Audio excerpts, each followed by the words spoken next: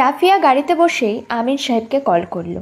Call ধরেই আমিন সাহেব রাফিয়াকে বলল, আমি খুশি হয়েছি শুনে তুই সবকিছু সহজে ম্যানেজ করে নিয়েছিস।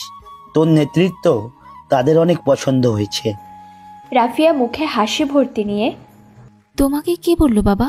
তুই বের হওয়ার পর আমাকে কল করে সব জানিয়েছে। আমার অবর্তমানে আমার কোম্পানি তুই দেখাশোনা করতে পারবি? আমার একটা জায়গা কেমন খটকা লাগছে। আমির সাহেব অবাক হয়ে, কিসের? ওদের সাপ্লায়ারের ভেতর ভেজাল আছে। ভেজাল থাকলে তা বাদ পড়বে, এটা ওদের সাথে চুক্তিবদ্ধ আছি আমরা। যদি ওরা ঝামেলা করে? কিছুই করতে পারবে না, বাসায় এসো কথা বলবো তখন। রাফিয়া কলটা কেটে দিয়ে ভাবতে লাগলো কি করবে, কিছু একটা করতে হবে। রাফিয়া চিন্তায় পড়ে গেল। কাব্য রুমের দরজা খুলতেই ফ্লোরের দিকে চোখ পড়তে অবাক হয়ে যায়। ফ্লোরে রক্ত। কাব্য সামনের দিকে তাকিয়ে সোহেলকে দেখে এক চিৎকার দিয়ে সোহেলের কাছে চলে গেল। সারা রুমে মদের ছড়াছড়ি, সিগারেটের ফিল্টার। সোহেলের হাত বেয়ে রক্ত ঝরছে। সোহেল অচেতন অবস্থায় রয়েছে। পাশে রক্ত মাখানো ব্লেড। নিচতলার লোক, পাশের ফ্ল্যাটের লোকেরা সবাই কাব্যের চিৎকার শুনে ছুটে আসতে লাগলো। কাব্য সোহেলকে ধরে, এই সোহেল, এটা তুই কিভাবে করতে পারলি? সোহেল, কথা বল, আমার ভুল হয়ে গেছে তোকে এইভাবে একা রেখে যাওয়াটা। কাব্য সোহেলকে ডাকতে থাকে হাত চেপে ধরে। সব লোকেরা রুমে এসে অবাক হয়ে যায়। কাব্য অন্যদের বলল সোহেলকে ধরতে। সবাই মিলে সোহেলকে ধরে গাড়িতে উঠিয়ে দিল। কাব্য সোহেলকে নিয়ে হাসপাতালের দিকে ছুটল। সোহেলের খবরটা আকরাম চৌধুরী কানে চলে গেল। আকরাম চৌধুরীর সব কাজ ফেলে রওনা হলো হাসপাতালের দিকে। হাবিব বৃদ্ধ লোকটাকে নিয়ে থানার সামনে চলে আসলো। বৃদ্ধ লোকটা গাড়ি থেকে নেমে সামনে থানা দেখা অবাক হয়ে গেল। পাশে হাবিব মুচকি মুচকি হাসছে। বৃদ্ধ লোকটা হাবিবের দিকে তাকিয়ে, এটা কোথায় নিয়ে আসলে? কেন, আপনার গাংচিলের কাছে। এটা তো থানা, এখানে গাংচিল আসবে কই থেকে? ভিতরে চলো, দেখবে। কে তুমি? পুলিশের লোক? হাবিব হেসে দিয়ে, এখনো দেখে বুঝছো না? বৃদ্ধ লোকটা হাবিবের পরিচয় পেয়ে পালাতে তখনই হাবিব বৃদ্ধ লোকটাকে ধরে। কই পালাচ্ছ? জায়গা মতো তো ফেসে গেছো। এবার ভিতরে চলো, দেখি কি হয় তোমার। তুই আমাকে মিথ্যা বলে ফাঁসিয়েছিস।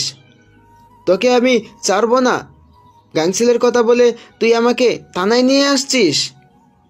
আমাকে তুই চিনিস না। ভিতরে চলো, তারপর তুমি কে তোমাকে দেখা যাবে। হাবিব বৃদ্ধ লোকটাকে নিয়ে থানার ভেতর ঢুকলো।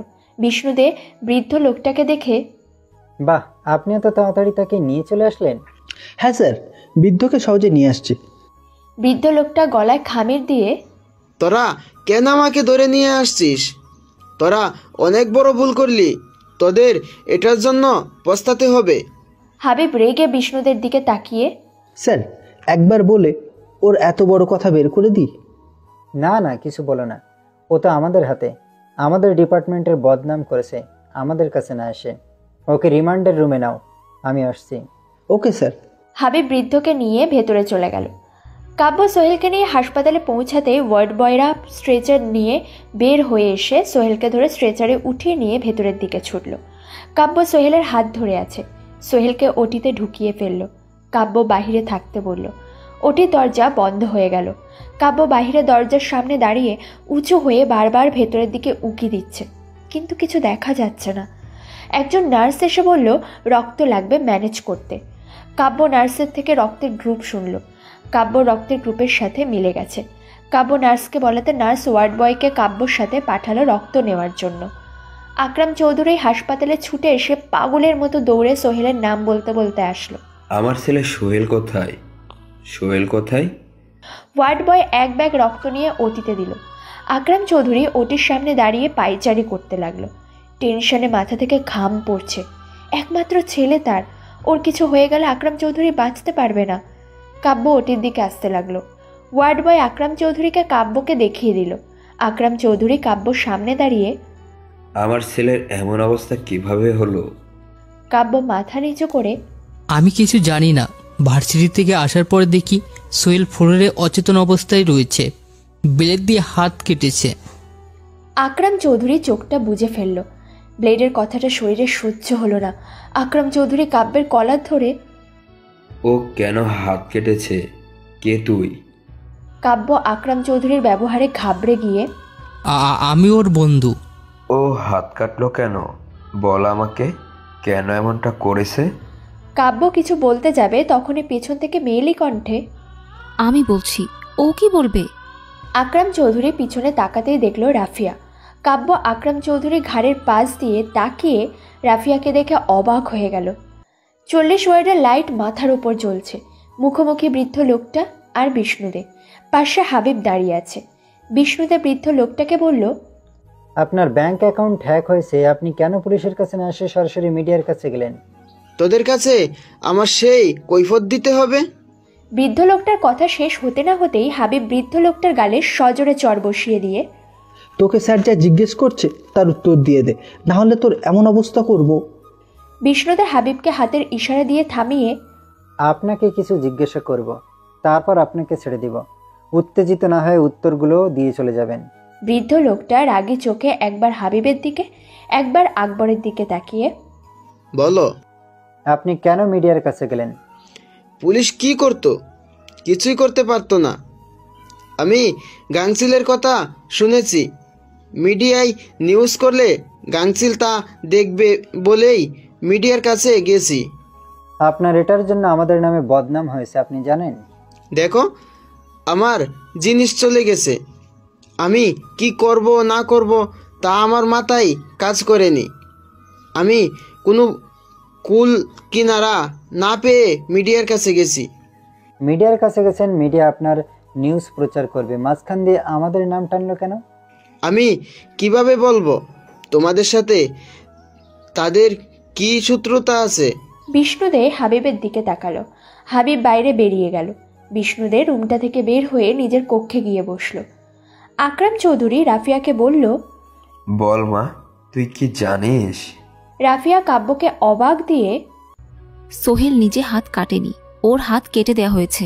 আকরাম চৌধুরী আরও উত্তেজিত হয়ে, কে কেটেছে? নাম বল। আমার ছেলের কিছু হলে আমি ওকে ছাড়বো না, মেরেই ফেলবো। কে আবার? ওই ছোট লোকের বাচ্চাটা।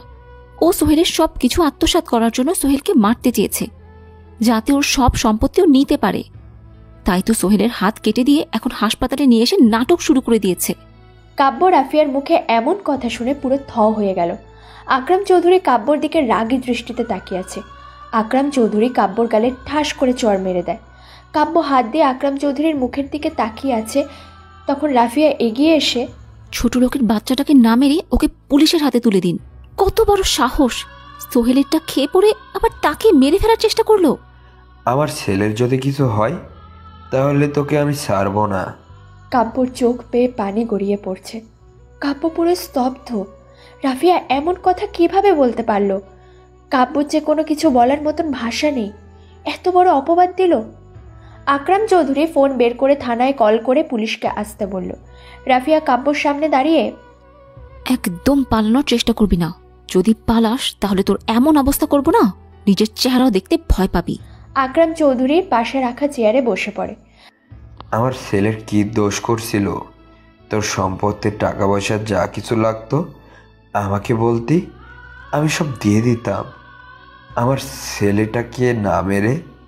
রাফিয়া আকরাম চৌধুরীর পাশে গিয়ে, ফুপা, ভেঙে পড়েন না, সোহেলের কিচ্ছু হবে না। সোহেল কেন নিজের বিপদ ডেকে আনলো? সোহেলকে অনেকবার বলেছি, কিন্তু ও আমার কোনো কথাই শুনেনি। আমাকে একটিবারও কেন জানালি না? কিছুক্ষণ পর বিষ্ণুদে এসে বলল, কি হয়েছে স্যার? ও আমার ছেলেকে মারার চেষ্টা করেছে, ওকে আপনারা নিয়ে যান। স্যার, ওর এমন অবস্থা করবেন ও যেন আর কখনো বের হতে না পারে। বের হলে সোহেলকে একেবারে মেরে ফেলবে। বিষ্ণুদে কাব্যর দিকে তাকালো। বিষ্ণুদে কাব্যর কলার ধরে, প্ল্যান তো ভালোই করেছিস, এখন থানায় চল, তোকে বোঝাবো প্ল্যান। ওকে মেরে ওর মুখ থেকে সব সত্যি কথা বের করবে। চিন্তা করবেন না, আমি ওর ব্যবস্থা করছি। কাব্য নীরব হয়ে ওদের কথা শুনতে লাগলো। বিষ্ণুদে কাব্যকে নিয়ে চলে গেল। হাবিব সিমির সামনে গাড়ি থামিয়ে, তোমাকে থানায় যেতে হবে। সিমি অবাক হয়ে, আমি কেন থানায় যাব? হাবিব একটা কাগজ বের করে সিমির হাতে দিল। সিমি কাগজটা খুলে দেখে অবাক হয়ে গেল। কোনো কিছু না বলে গাড়িতে উঠে পড়ল। হাবিব সিমিকে নিয়ে চলে গেল। বিষ্ণুদে কাব্যকে থানায় নিয়ে এসে একজনকে বলল, যতক্ষণ না মুখ খুলছে ততক্ষণ ধরে পেটাতে থাকবে। কেন বন্ধুকে মারতে চেয়েছিল? বিষ্ণুদের কথা মতো কাব্যকে একটা কক্ষে নিয়ে গিয়ে মারতে শুরু করলো। কাব্যকে মারছে আর জিজ্ঞেস করছে, বল কেন মার্ডার করতে চেয়েছিলি? কাব্য প্রতিটা আঘাত সহ্য করে একটাই কথা বলছে, আমি ওকে মারতে চাইনি। কাব্যকে পেটাতে থাকলো। কাব্য রক্ত দেওয়ার পর শরীর দুর্বল হয়ে যাওয়ার ফলে কিছুক্ষণের ভেতর জ্ঞান হারিয়ে ফেলল। হাবিব সিমিকে নিয়ে থানায় পৌঁছে গেল। সোজা থানার ভেতর ঢুকলো। বিষ্ণুদের সিমিকে দেখে হাবিবকে বলল, তুমি যে দেখো ওরা কিছু করতে পারলো কিনা। Okay sir. হাবিব মনে করেছিল বৃদ্ধ লোকটাকে মারছে মুখ খোলানোর জন্য। হাবিব চলে গেল। সিমি বিষ্ণুদের দিকে তাকিয়ে, আমাকে কেন ধরে নিয়ে আসা হয়েছে? ধরে আনার কাজ করেছেন তাই নিয়ে আসছি। কেন? আমি কি করেছি? আপনি যে আমাদের নামে যে অপপ্রচার করেছেন, এটার জন্য আপনার কি শাস্তি হতে পারে আপনি জানেন? যা সত্যি তাই সবার সামনে তুলে ধরার চেষ্টা করেছি। এতে আপনাদের নামে অপ্রচার হলো কিভাবে? বৃদ্ধ লোকটা আমাদের কাছে না আসে আপনাদের কাছে গেছে দেখে আপনারা যা ইচ্ছা তাই রিপোর্ট করবেন। এটা আমাদের কর্তব্য। মানুষের সামনেই আমরা সত্যিটা তুলে ধরি। বিষ্ণুদের ধমক দিয়ে, কেমন সত্যিটা তুলে ধরেছেন? হ্যাঁ, বৃদ্ধ যদি আমাদের কাছে এসে কমপ্লেন করতো তাহলে আমরা ব্যবস্থা না নিলে আপনারা তখন আমাদের নাম তুলতে পারেন। সিমি ভয় পেয়ে ওঠে বিষ্ণুদের ধমক শুনে। হা হয়ে তাকিয়ে আছে বিষ্ণুদের দিকে। বিষ্ণুদের উঠে দাঁড়িয়ে রেগে, আপনাকে আমি প্রথমবারের জন্য সতর্ক করে দিলাম, পরের বার আমাদের পুলিশের ডিপার্টমেন্ট নিয়ে কিছু বলতে গেলে তার সত্যটা যাচাই করে সত্য নিউজ সম্প্রচার করবেন। ফের যদি আমাদের নামে নেগেটিভ নিউজ করেছেন তাহলে আপনাকে কি করবেন? সোজা লকআপে ভরে এমন কেস দিয়ে দেব আর জীবনে নিউজ করতে পারবেন না। সিমি বিষ্ণুদের চোখের দিকে তাকিয়ে আছে। বিষ্ণুদে বলল, আসতে পারেন আপনি। সিমি উঠে দাঁড়ায়। সেদের রেখে এমনভাবে অপমান করবে বুঝতেই পারেনি। সিমি থানা থেকে বের হচ্ছে আর মনে মনে বলছে, আমাকে ডেকে নিয়ে অপমান করা, এই অপমানের শোধ আমি নিবই। ক্ষমতা সব সময় থাকে না, একটা সুযোগ পাই তারপর দেখিয়ে দিব সবাইকে। হাবিব বিষ্ণুদের রুমে ঢোকে। স্যার, ছেলেটা কে? বন্ধুকে মারার চেষ্টা করেছে তাই ধরে নিয়ে এসেছি। মুখ খুলেছে কি? না, ছেলেটা বেহুশ হয়ে গেছে। বেহুশ হওয়ার নাটক করছে, ঠিক মতো পেটাও। স্যার, মেরেছি কিন্তু সত্যি বেহুশ হয়ে গেছে। কই চলো তো দেখি। বিষ্ণু আর হাবিব গেল। ডাক্তার বের হতেই, আমার ছেলের কি অবস্থা? আশঙ্কা মুক্ত। ঠিক টাইমে না নিয়ে আসলে হয়তো বাঁচানো যেত না, রক্তের ব্যবস্থা না করলেও। ডক্টর, আর কোনো ভয় নেই তো? না, সব বিপদ মুক্ত। ডাক্তার কথাটা বলে চলে গেল। কিছুক্ষণ পর সোহেলকে ওটি থেকে বের করে বেডের দিকে নিয়ে গেল। সোহেলের হাতে ব্যান্ডেজ করা। রাফিয়া বলল, ইস রে, কিভাবে কেটেছে? আমার সোহেল সুস্থ হয়ে উঠলে ছেলের এমন অবস্থা করব, ওর কোনো অস্তিত্বই থাকবে না। আমির সাহেব হাসপাতালের ভেতর ঢুকতে ঢুকতে, কার এত বড় সাহস আমার ভাগ্নেকে মারার? কোথায় সে? ওকে আমি মেরেই ফেলবো। বাবা, ওকে পুলিশে ধরিয়ে দিয়েছি, পুলিশ নিয়ে গেছে। কেন দিছিস পুলিশে? ওকে ওখানে দেওয়াটা ঠিক হয়নি। ওর এমন অবস্থা করতাম। সোহেলের কি অবস্থা? বেড়ে দিয়েছে, বিপদমুক্ত। রাফিয়া, আকরাম চৌধুরী, আমির সাহেব বেডের ভেতর ঢুকলো। হাবিব বিষ্ণুদের ভেতরে ঢুকে দেখলো কাব্য ঝুলন্ত অবস্থায় বেহুশ হয়ে আছে। বিষ্ণুদে বলল, ওকে নামিয়ে ব্যস্ত হাসপাতালে পাঠাও, ওর জ্ঞান ফিরলে যেন পালাতে না পারে সেদিকে খেয়াল রাখবা। Okay sir. কাব্যকে নামিয়ে কাব্যকে গাড়িতে উঠিয়ে নিয়ে চলে গেল। বিকেল 5টা। রাকিবের কথা মতো সবাই টাকা নিয়ে হাজির হলো। রাকিব টাকাগুলো দেখে অনেক খুশি হলো। মুখে হাসি ফুটে উঠেছে। বিষ্ণুদে বৃদ্ধ লোকটাকে চাপ দিতেই বৃদ্ধ লোকটা যা বলল তাতে পুরো হা হয়ে গেল বিষ্ণুদে। রাকিবের কথা মতো সকল ব্যবসায়ীরা ব্রিফকেস ভর্তি টাকা নিয়ে হাজির হলো একটা ফ্ল্যাটের ভেতর। রাকিব আর 3 জন ভেতরে ছিল। এক একজন ব্রিফকেস ভর্তি টাকাগুলো খুলে দেখছে সব ঠিক আছে কিনা। রাকিবের চোখে মুখে হাসি ফুটে উঠছে টাকাগুলো দেখে। সবার টাকা দেখার শেষে রাকিব বলল, আপনারা আর চিন্তা করবেন না, এমন ঘটনা আর আপনাদের সাথে ঘটবে না। ওরা টাকা পেয়ে গেলে আর কোনো ঝামেলা করবে না, বাকিটা আমি বুঝে নেব। আপনারা চলে যান। আর ভুলেও কিন্তু মিডিয়ার লোকেরা যেন না জানে, জানলে বিপদ আছে কিন্তু। রাকিবের কথা মতো সবাই মাথা নাড়ালো। কেউ কোনো কিছু আর না বলে বের হয়ে গেল। রাকিব ব্রিফকেস ভর্তি টাকাগুলো ওখানে রেখে চলে গেল। রাকিব মনে মনে বলছে একবার যদি তার দেখা পেতাম তাহলে কিছু টাকার ভাগও পেতাম। রাকিব গাড়িতে বসে বসে ভাবতে লাগলো। টাকার উপর শুয়ে আছে বড় ফ্ল্যাট বাসা, টাকার ছড়াছড়ি। রাকিবের মাথায় দুষ্টু বুদ্ধি চেপে গেল। বিষ্ণুদের বৃদ্ধ লোকটার কাছে গিয়ে, আপনার কোম্পানির নাম বলেন, আমি ওখানে যে আপনাকে পুলিশের সব সহায়তা করতে চাই। বৃদ্ধ লোকটা বিষ্ণুদের কথা শুনে ঢোক গিলে আমতা আমতা করে। আমার কোম্পানির না না না, আপনারা কিছু করতে পারবেন না। বিষ্ণুদের অবাক হয়ে গেল তার এই কথা শুনে। বৃদ্ধ লোকটা মনে মনে বলছে ধরা খেয়ে যাব না তো। বিষ্ণুদেব ভুরু কুঁচকে লোকটাকে বলল, আমরা জানতে পারি না পারি আপনি নাম বলেন। আমি কোনো নাম বলবো না, এটা আমার পার্সোনাল কাজ। তাহলে কি সবকিছু মিথ্যা? আমাদের প্রশাসনের নামে এত বড় মিথ্যা ছড়ানোর সিমি আপনাকে ভাড়া করেছে, রাইট? বৃদ্ধ লোকটা উত্তেজিত হয়ে, না, আমি গাংসিলকে ধরার জন্য এসেছি। আমাকে হ্যাকার কিং পাঠিয়েছে যাতে করে গাংসিলকে ধরতে পারি, তাই এসব নাটক। বিষ্ণুদেব বৃদ্ধ লোকটার কথা শুনে পুরো থ হয়ে গেল। বৃদ্ধ লোকটার মুখ ফসকে কথাগুলো বের হওয়ার পর বৃদ্ধ লোকটা জিভে কামড় বসিয়ে দিল। বিষ্ণুদেব লোকটার মুখের দিকে হা হয়ে তাকিয়ে আছে। বিষ্ণুদেব বলল, বলো, কে হ্যাকার কিং? আমি কিছু জানি না। জানিস না? তাহলে কেন এসেছিস? বৃদ্ধ লোকটা কেঁদে দিয়ে, আমার ফ্যামিলি জিম্মি করে আমাকে দিয়ে এসব কাজ করিয়েছে, না হলে আমার ফ্যামিলির সবাইকে মেরে ফেলবে। আমি কখনো হ্যাকার কিংকে দেখিনি। বিষ্ণুদেব লোকটাকে আর কিছু বলল না। লোকটার কথা শুনে বের হয়ে গেল। বৃদ্ধ লোকটা চোখের পানি ফেলে যাচ্ছে।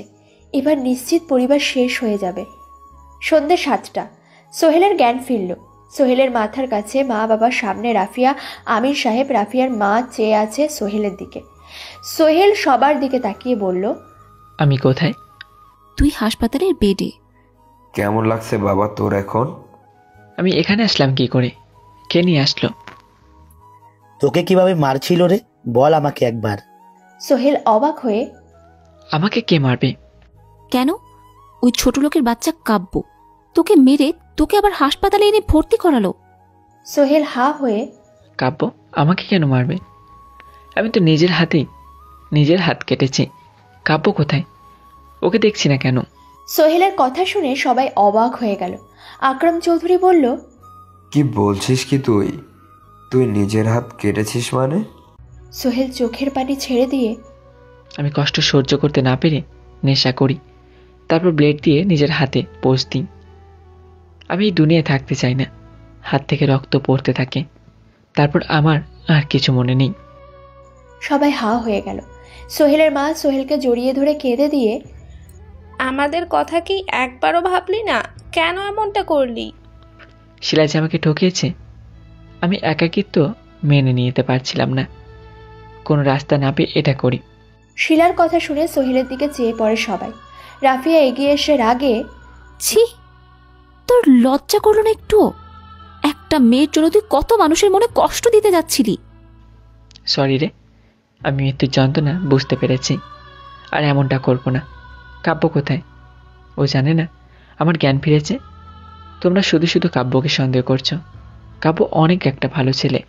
ডাক্তার ভেতরে ঢোকে। ছেলেটা তাহলে তোমার বন্ধু? সবাই ডাক্তারের দিকে তাকিয়ে পড়ল। হ্যাঁ। ও তোমাকে সময় মতো না নিয়ে আসলে আর ওর রক্ত না দিত, তোমাকে বাঁচানোটাই রিস্ক হয়ে যেত। ডাক্তারের কথা শুনে আকরাম চৌধুরী, রাফিয়া, আমির সাহেব সবার মাথা নিচু হয়ে যায়। ডাক্তার সোহেলকে দেখে চলে যায়। সোহেল আবারও বলল, কাব্য কোথায়? তোমরা ওর সাথে কিছু করনি তো? ও কি খেয়েছে? তোমরা ওর কিছু করনি তো? রাফিয়া, তুই কাব্যকে দোষারোপ করছিস। আকরাম চৌধুরী কিছু বলতে যাবে, তখনই রাফিয়া বলল, আরে না, কি বলবো? তোকে এখানে রেখে ও চলে গেছে শুনেছি আমরা, আমাদের সামনেও পড়েনি। তাই আমি সবাইকে বলেছি ও হয়তো তোকে মেরে সবকিছু নিয়ে পালিয়েছে। আকরাম চৌধুরী রাফিয়ার কথা শুনে চেপে গেল। আকরাম চৌধুরী বলল, চিন্তা করিস না, আমি কাব্যকে খুঁজে আনানোর ব্যবস্থা করছি, তুই রেস্ট নে, আমি দেখছি। ওকে বলো আমি ভালো আছি, ওর ভয় পেতে হবে না। আকরাম চৌধুরী আর রাফিয়া বেডের বাইরে গেল। আকরাম চৌধুরী বলল, কত বড় একটা ভুল করে ফেললাম যে আমার ছেলেটাকে বাঁচাতে ছুটে আসলো, তাকেই কি না। সরি ফুপা, আমি বুঝতে পারিনি। তুই এখানে থাক, আমি থানায় যাচ্ছি, কাব্যকে নিয়ে আসি। আমিও যাই সাথে। না, তোর যেতে হবে না।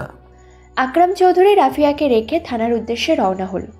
রাকিব রাতের দিকে প্রতিটা খারাপ জায়গায় গিয়ে সবার থেকে চা নাস্তা করার টাকা নিল আর বলল, যা করবি সব চুপি সারে, কেউ যেন টের না পায়, বিশেষ করে মিডিয়ার লোক, তাহলে সমস্যা আছে।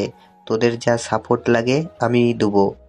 রাকিবের কথা শেষ হতে না হতেই আকন্দ চৌধুরীর কল ফোনের স্ক্রিনে ভেসে উঠল। রাকিব কলটা রিসিভ করতেই আকন্দ চৌধুরী বলল, স্যার স্যার আমাকে বাঁচান। কি হয়েছে চৌধুরী সাহেব? আমার প্রতিষ্ঠান বোম দিয়ে উড়িয়ে দেওয়ার হুমকি দিয়েছে।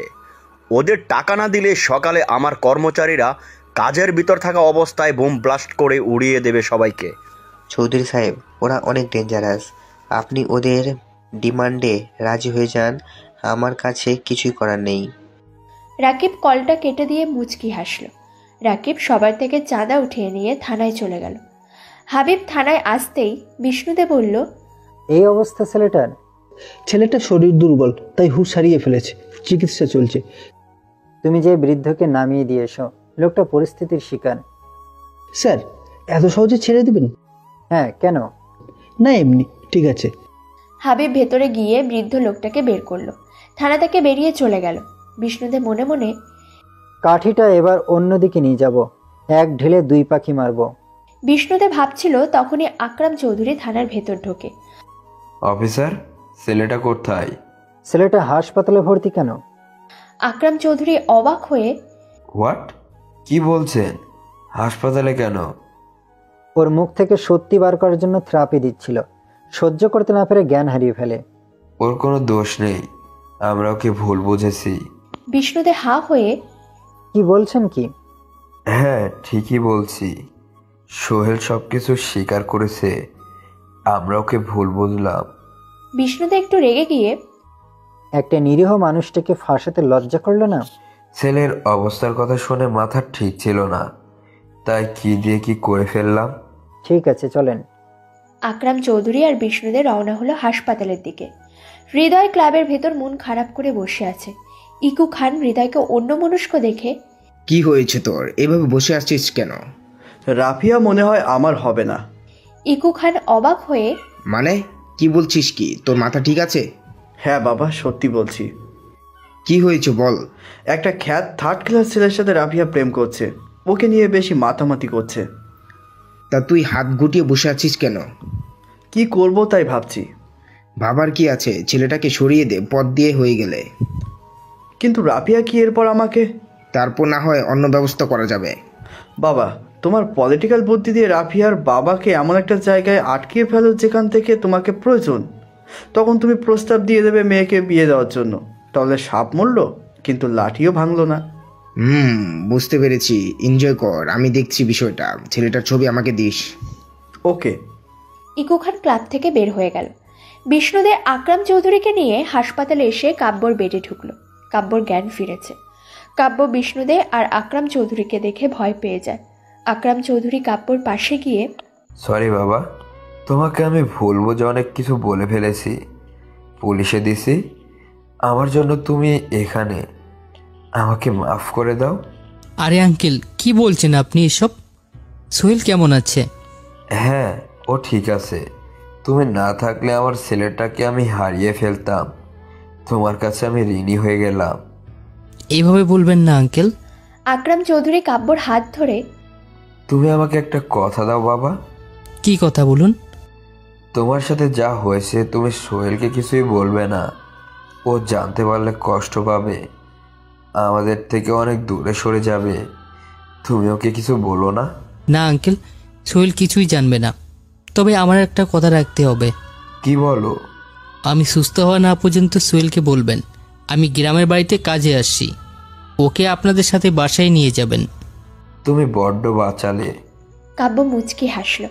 বিষ্ণুদে কাব্যর সামনে দাঁড়িয়ে, একটিবার বলতে তুমি এর ভেতরে জড়িত না, রক্ত দিচ্ছ, তাহলে তোমাকে কিছু বলতাম না। স্যার, আঘাতটা যখন বুকে করা হয় তখন মুখ থেকে কথা বের হয় না, নীরবে সহ্য করে যেতে হয়।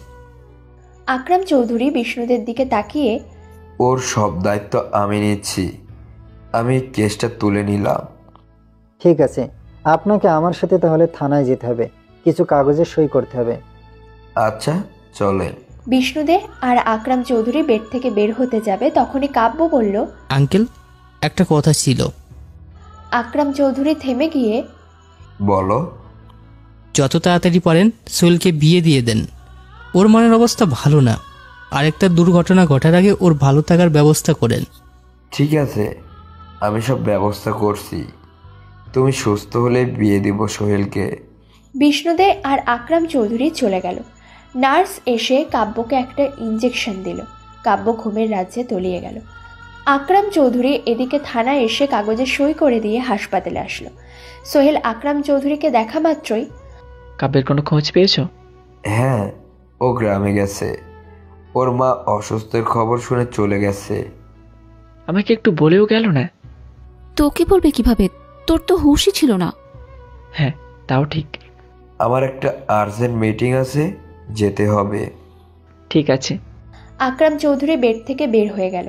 রাফিয়া আকরাম চৌধুরীর পিছন পিছন গিয়ে, ফুপা। আকরাম চৌধুরী থেমে গিয়ে, হ্যাঁ বলো। কাব্য আসেনি। ও অন্য হাসপাতালে ভর্তি। রাফিয়া হা হয়ে, অন্য হাসপাতালে ভর্তি মানে? ওকে অনেক মেরেছে পুলিশ, জ্ঞান হারিয়ে ফেলেছিল, তারপর হাসপাতালে নিয়ে ভর্তি করেছে। রাফিয়া চুপ হয়ে গেল।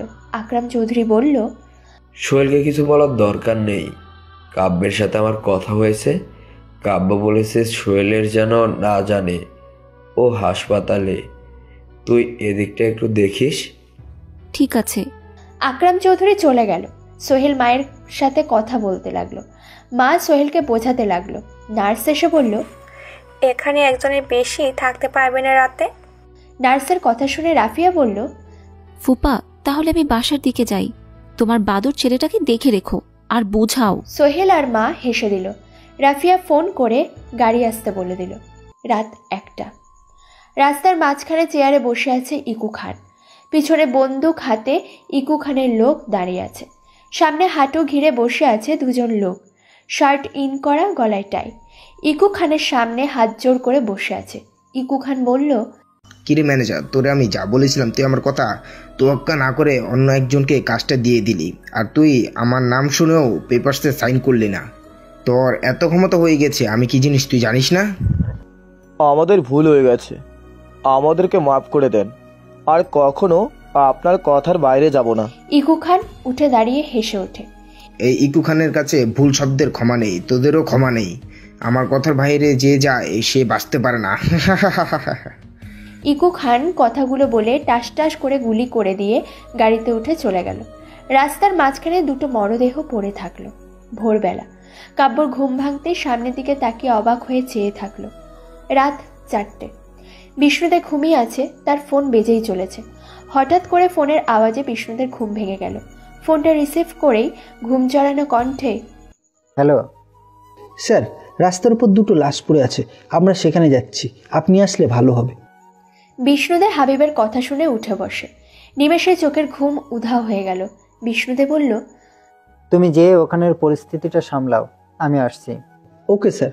কলটা কেটে দিল। বিষ্ণুদে উঠে পড়ল। লাশ দুটো নিউজ রিপোর্টাররা করতে লাগলো। আশেপাশের মানুষজন আতঙ্কিত হয়ে পড়ল। দুটো খুন হলো, কিন্তু আশেপাশের মানুষ কেউ টের পেল না। হাবিব চলে আসলো। গাড়ি থেকে পুলিশ সোর্স নেমে মিডিয়ার লোক সরিয়ে দিয়ে ফিতা টানিয়ে দিল। মিডিয়ার লোকজন ভিডিও করছে আর ছবি তুলছে। মিডিয়ার লোক হাবিবকে ঘিরে ধরে। স্যার, দুটো খুন হলো, কে বা কারা করলো জানেন কিছু?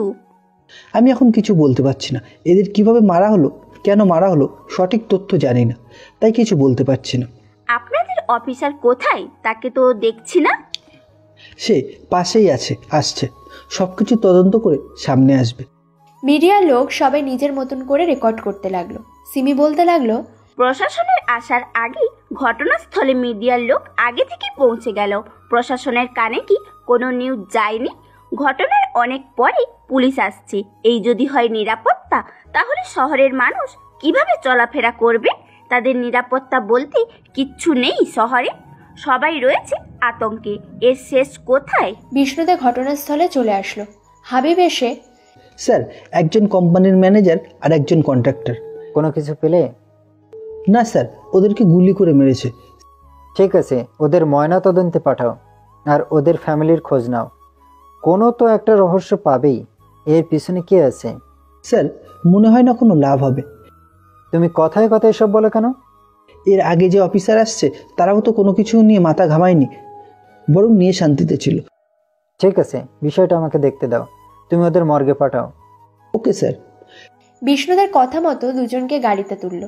মিডিয়ার লোক বিষ্ণুদের কাছে। মিডিয়ার লোক এসে, স্যার স্যার, এদের কে মেরেছে তার কোনো তথ্য আপনার কাছে আছে? নেই, তবে আমার মনে হয় এসব হত্যাকাণ্ডের পিছনে কিং এর হাত রয়েছে। স্যার, কে এই কিং? তার বিরুদ্ধে কোনো পদক্ষেপ কেন নিচ্ছেন না? দিনের পর দিন এই শহর তো মৃত্যুর নগরীতে পূর্ণ হবে। কোনো টেররিস্ট সন্ত্রাসীদের ধরতেই পারলেন না, তবে কি আপনারা ব্যর্থ? কেউ যদি মামলা না করে তাহলে আমরা কি করতে পারি?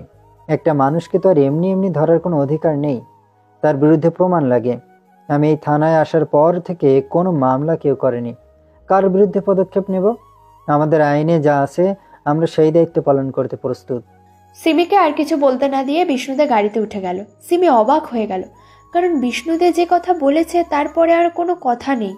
সিমি নিউজে বলতে লাগলো, তবে কি এই শহরে কেউ নেই সন্ত্রাসীদের বিরুদ্ধে মুখ খোলার? পুলিশের সন্দেহের তালিকায় থাকা লোকগুলোও কে তারা ধরতে পারছে না, তাদের কাছে যথাযথ প্রমাণ না থাকার কারণে। তবে কি শহরের মানুষ সবাই জিম্মি? এত অন্যায়, খুন, অত্যাচার তাহলে কি গাংচিল শহরে মানুষ সহ্য করে যাবে? ভোরবেলা কাব্যর ঘুম ভাঙতেই সামনের দিকে তাকিয়ে অবাক হয়ে চেয়ে থাকলো। সামনে চেয়ারে বসে আছে রাফিয়া। কাব্যর জানে পানি নেই। এই মেয়েটা যখন তখন বিপদে ফেলে দেয়, কোনো কিছু না ভেবে। এখানে এসেছে আবার নতুন কোনো বিপদে ফেলতে। তার থেকে ভালো ঘুমের ভান করে থাকি। কাব্য কথাগুলো ভাবতে ভাবতে চোখটা বন্ধ করতে যাবে, তখনই রাফিয়া বলল, কেমন আছো এখন?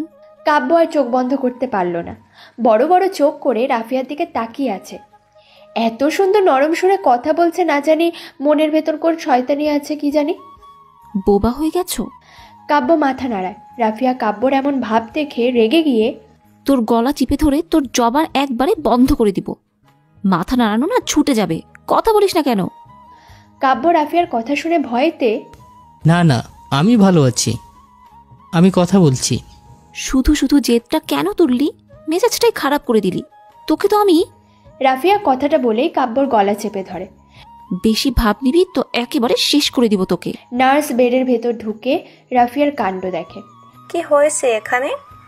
রাফিয়া নার্সের কথা শুনে কাব্যর গলা ছেড়ে দিয়ে, কিছু না, তোর গলায় কাটা আটকে গেছিল তাই ছাড়ানোর চেষ্টা করছি।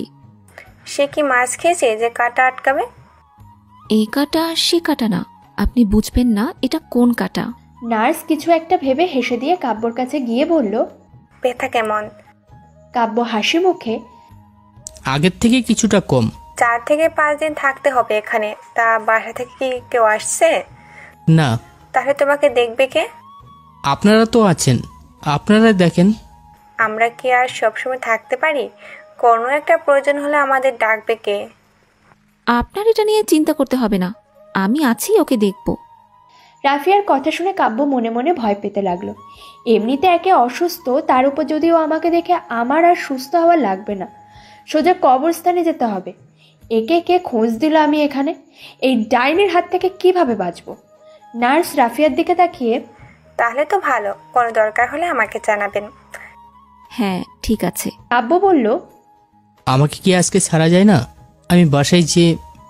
কাব্যর কথা শেষ হতে না হতেই রাফিয়া কাব্যকে চোখ গরম দিল। কাব্য চুপ হয়ে গেল। নার্স বলল, স্যার নির্দেশ ছাড়া তোমাকে ছাড়া যাবে না। নার্স কাব্যকে দেখে চলে গেল। রাফিয়া কাব্যর দিকে তাকিয়ে, নার্সের সাথে তো ভালোই হেসে হেসে কথা বললি, আমাকে দেখলেই তোর মুখ পুড়ে কেন? কাব্য কিছু বলে না, চোখটা বন্ধ করে নেয়। রাফিয়া এটা দেখে, একদম নাটক করবি না। চোখ বন্ধ করে কি ভাবছিস? হ্যাঁ, পার পাবি? এত সহজ না। কাব্য অন্যদিকে ঘুরে শুলো। পিঠে মারের দাগ স্পষ্ট বোঝা যাচ্ছে। রাফিয়া কাব্যর পিঠের দাগ দেখে মনে মায়া হলো।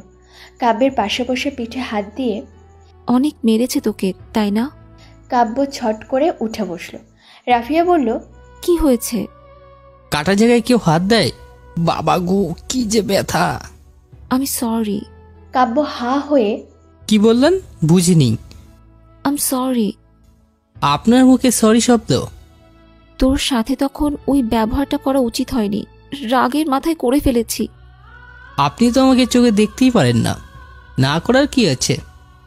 একদম খোঁচা মেরে কথা বলবি না। কাব্য চুপ হয়ে গেল। রাফিয়া বলল, পুলিশ তোকে অনেক মেরেছে। না, জামাই আদর দিয়েছে। জামাই আদর দিয়ে আমাকে হাসপাতালে পাঠালো। আমার জেদের কারণে আজ তোর এই অবস্থা। আমার আমার অনেক বড় ভুল হয়ে গেছে। সমস্যা নেই, আপনি যে ভুলটা বুঝতে পেরেছেন এটাই অনেক। নার্স ভেতরে ঢুকে একটা কাগজ দিয়ে, ওই ওষুধগুলো আনতে হবে আর এই মলমটা কাটা জায়গায় লাগিয়ে দিতে হবে। রাফিয়া কাগজটা হাতে নিয়ে, ঠিক আছে, ওকে কি কোনো কিছু খাওয়ানো যাবে এখন? হ্যাঁ, খাইয়ে ঔষধ খাওয়াতে হবে, তাহলে সুস্থ হয়ে উঠবে তাড়াতাড়ি। ঠিক আছে। নার্স বের হয়ে গেল। রাফিয়াও বেড থেকে বের হয়ে গেল। সকাল 10টা। বৃদ্ধ লোকটা সিমির অফিসে এসে সিমির সামনে দাঁড়িয়ে, আপনারা কি আমার নিউজটা পাবলিশ করেছেন? হ্যাঁ, গতকালই। আপনি কোথায় চলে গিয়েছিলেন? আমার ইমার্জেন্সি একটা কল আসছিল, তাই চলে গেছিলাম। আপনার টাকা কি ফেরত এসেছে? না, গাংচিল হয়তো আমার কষ্টের কথা জানেনি এখনো। ঠিক আছে, আমি আরেকটা নিউজ করে দিচ্ছি, বসেন আপনি। বৃদ্ধ লোকটা বসলো। সিমি নিউজে বলতে লাগলো, 26 ঘন্টা কেটে গেল কিন্তু গাংচিলের কোনো খোঁজ পাওয়া যায়নি। গাংচিল বৃদ্ধ লোকটার হ্যাক হয়ে যাওয়ার অর্থ এখনো উদ্ধার করে দিতে পারেননি। তাহলে কি গাংচিল এই হ্যাকেরই কাছে দুর্বল হয়ে পড়েছে? তার ক্ষমতা নেই কি অর্থ ব্যাক এনে দেওয়ার? তার ওপর সবাই চেয়ে আছে, কিন্তু সে কোনো কিছুই করতে পারল না। গাংচিল সিমির নিউজ দেখে হাসতে লাগলো। গাংচিল সিমির ফোনে একটা টেক্সট পাঠালো। সিমির টেক্সটটা দেখে হা হয়ে গেল। টেক্সটে লেখা, গ্যাংচিল কোনো খোঁজ খবর ছাড়া কোনো কাজ করে না, আর মিথ্যা লোকের কাজ সে কখনোই করে না। গ্যাংচিলের নেটওয়ার্কে সব কিছু থাকে। মিথ্যা নাটক সাজিয়ে গ্যাংচিলকে ধরা এতটা সহজ না। নোংরা গেমে কখনো পা দেবে না।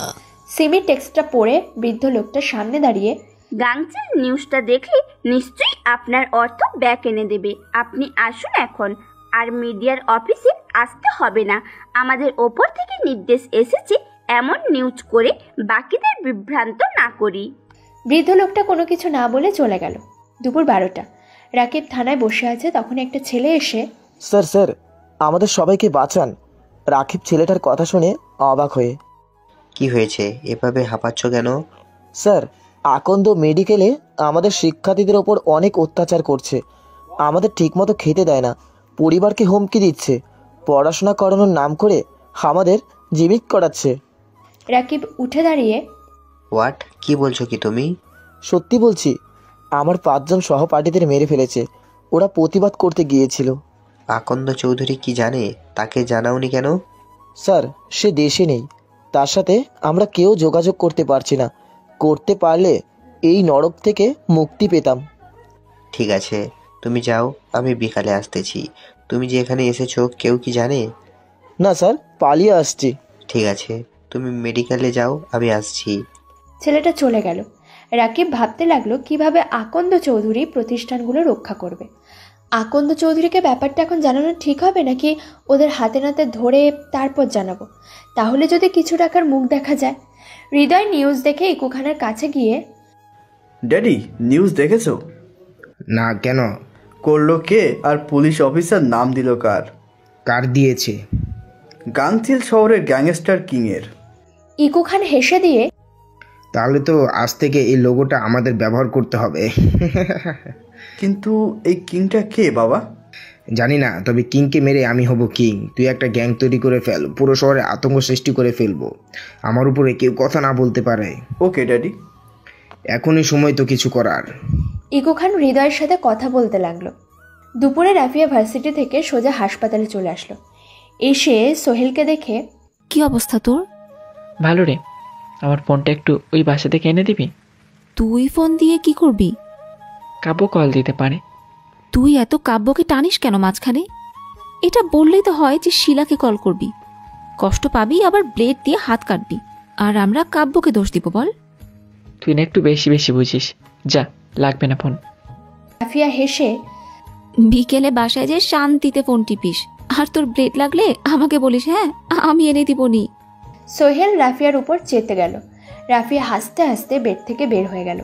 রাকিব আকন্দ চৌধুরীর মেডিকেলে গেল সোর্স নিয়ে।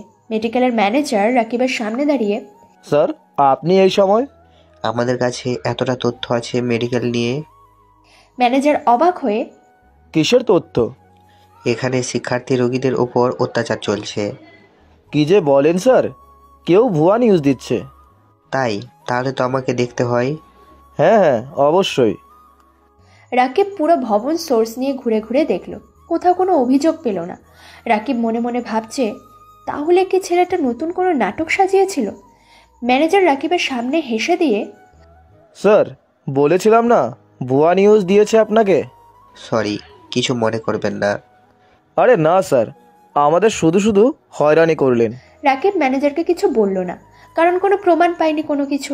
রাকিব মেডিকেল থেকে চলে গেল আর মনে মনে বলতে লাগলো, ছেলেটাকে একবার যদি পেতাম, ভুয়া নিউজ দেওয়া ওকে ছুটিয়ে দিতাম।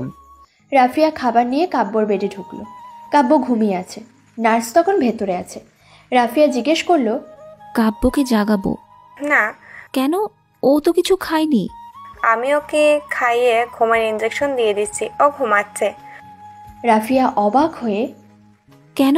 ওর ব্যথা বাড়ছিল, অনেক চিৎকার করছিল, তাই।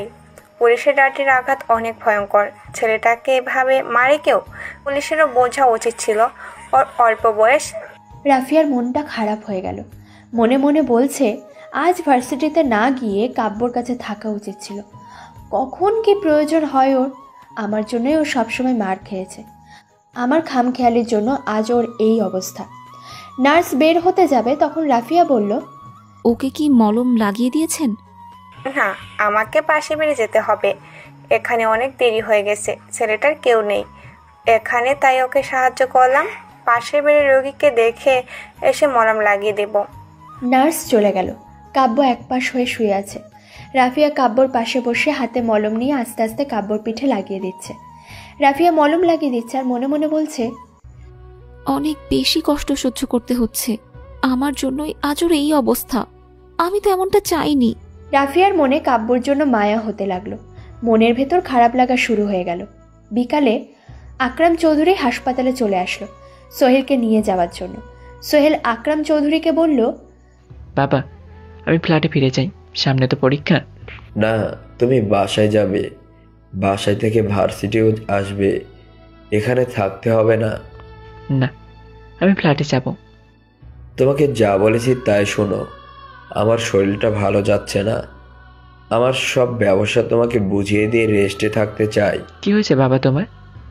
এমন শরীর ভালো না, তুমি চলো আমার সাথে। সোহেল বাসায় যেতে রাজি হয়ে যায়। আকরাম চৌধুরী খুশি হয়ে গেল। সোহেলকে নিয়ে হাসপাতাল থেকে চলে গেল। সন্ধ্যের পর রাকিব প্রতিটা দোকানে গিয়ে টাকা নিতে লাগলো। দোকানদাররা আনন্দসই টাকা দিতে লাগলো। ওদের ব্যবসা এতদিন পর চাঙ্গা হলো, তাও প্রশাসনের লোককে হাতের মুঠোয় করে ফেলেছে। এতটা সহজে এতটা মানিয়ে নেবে কল্পনাই করতে পারেনি। ব্যবসায়ীদের মুখে আনন্দের ছাপ। এতদিন তো বিষ্ণুদের কারণে কোনো চোরা কারবারি করতেই পারেনি, কিন্তু রাকিব আসার পর থেকে সব দরজা খুলে গেল। সব কিছুই করতে পারে। রাকিবও খুশি, নিজের সব টাকা নিয়ে ভোগ করতে পারে, কাউকে কোনো কৈফিয়ত দিতে হয় না। রাকিব নিজেও ইচ্ছা মতো সব করতে পারে। আমির সাহেব রাফিয়াকে কল করলো। রাফিয়া কলটা রিসিভ করতে আমির সাহেব বলল, মামনি কোথায় তুই? আজ একটা মিটিংয়ে যেতে হবে। আমি তো হাসপাতালে, তুমি আজকের মতো মিটিংটা ম্যানেজ করে নাও। আমি একটু দূরে আছি একটা কাজে, তোকে ওখানে যেতে হবে। ঠিক আছে, তুমি ড্রাইভারকে কল করে বলে দাও। ঠিক আছে। কলটা কেটে দিল। রাফিয়া গিয়ে নার্সকে বলল, কাব্যের দিকে একটু খেয়াল রেখেন, আমি চলে যাচ্ছি। আমার ডিউটি কিছুক্ষণ পর শেষ হয়ে যাবে, আরেকজন থাকবে, তাকে বলে রাখবনি। আপনি আজ থেকে যান, আমি আপনাকে না হয় টাকা দিবনি। আমার যদি সম্ভব হতো তাহলে থেকে যেতাম, টাকার কোনো প্রয়োজন নেই। ঠিক আছে, আপনি তাহলে বলে যেন। আচ্ছা। রাফিয়া কথা বলে চলে গেল। রাত 10টা। সোহেল রুমে বসে আছে। শিলার কথা অনেক মনে পড়ছে। শিলাকে কিছুতেই মন থেকে মুছতে পারছে না। একাকিত্ব সময়টা অনেক ভয়ঙ্কর। একটা ভুল ডিসিশন নিতে সময় লাগে না। শিলার সাথে কাটানো সব কিছু যেন চোখের সামনে ভাসছে। শিলা এভাবে ঠকাবে সোহেল কখনো কল্পনাও করতে পারেনি। নিজের ভালোবাসা নিয়ে এভাবে খেলা করবে। সোহেলের মা রুমে ঢোকে। বসে আছিস কেন? ভালো লাগছে না কিছু। তোকে না বারণ করছি, কোনো চিন্তা মাথায় আনবি না। না, আনতে চাইলে চলে এসো, না আনতে চাইলেও চলে এসো, কি করব? আমাকে তো অন্তত জানাতে পারতি তোর কথা, কিন্তু তুই আমার থেকেও লুকালি। সরি মা। আজ তোর কিছু হলে কি হতো বলতো? সবাই বেঁচে যেত। বেঁচে যেত না, আমরা সবাই কষ্ট পেতাম, আর মাঝখান দিয়ে বিনা দোষে মরতো তোর বন্ধুটা। সোহেল অবাক হয়ে, মানে ও কেন মরবে? তোর কিছু হলে আমাদের সন্দেহটা তোর বন্ধুর ওপরেই পড়তো। ওকে আমরা পুলিশের হাতে তুলে দিতাম। ও তো কোনো সাক্ষী আনতে পারতো না, তখন কি হতো বলতো? ও তো এর কিছুই জানতো না, তাহলে ওকে কেন তোমরা ছাড়াবে? জোড়ানো লাগে না, জড়িয়ে যায়। একজন খারাপ কাজ করলে দায়ভার নিতে হয়, তার সাথে মেশাগুলোকেও। বুঝেছি। কাব্য আমার এমন অবস্থা থেকে ভয় পেয়ে গেছে। এমনিতে রাফিয়া কাব্যকে দেখতে পারে না। মা অবাক হয়ে, কেন? ও যে গরিব, সেজন্য। ও কি মানুষকে মানুষ মনে করে না? করে না। ও কাজকর্ম মোটেও ভালো না। তুই শুয়ে পড়, ঘুমা। ঘুম আসছে না তো। শুয়ে পড়। সোহেল শুয়ে পড়ল। মা সোহেলের মাথার কাছে বসে সোহেলের মাথায় হাত বুলিয়ে দিচ্ছে আর গল্প শোনাচ্ছে। সোহেল চোখ বন্ধ করে নিল। রাত 2টো। জামাল ঘুম থেকে লাফ মেরে উঠে সামনে ইকুকে দেখে। তুই? তোর সাথে একটা হিসাব শেষ করতে আসলাম। তুই কিভাবে আমার রুমে আসলি? আমার আসতে কি কোনো বাধা আছে নাকি? তুই এত রাতে আমার রুমে? আমার সিকিউরিটি কোথায়? সিকিউরিটি? ইকো জামালের মুখের কাছে আঙুল নিয়ে গিয়ে, কেউ তোর গলার আওয়াজ শুনতে পাবে না। কি চাই তোর? তোর জীবন। জামাল ভয় পেয়ে থমকে, মানে? তোর সাহস হলো কিভাবে আমার বিরুদ্ধে দাঁড়ানোর, আমার নামে বদনাম করার? তোর সাহস দেখে আমি পুরোই অবাক। আমি কি করতে পারি তুই কি ভুলে গিয়েছিস? তুই আমার সাথে এটা করতে পারিস না। আমি কি করতে পারি তোকে আজ দেখাবো। তোকে মেরে আমি মন্ত্রী হব। আমার বিরুদ্ধে দাঁড়ানোর ফল তোকে পেতে হবে। আমাকে ছেড়ে দে, আমি তোকে কথা দিচ্ছি, তোকে আমি মন্ত্রী বানিয়ে দেব।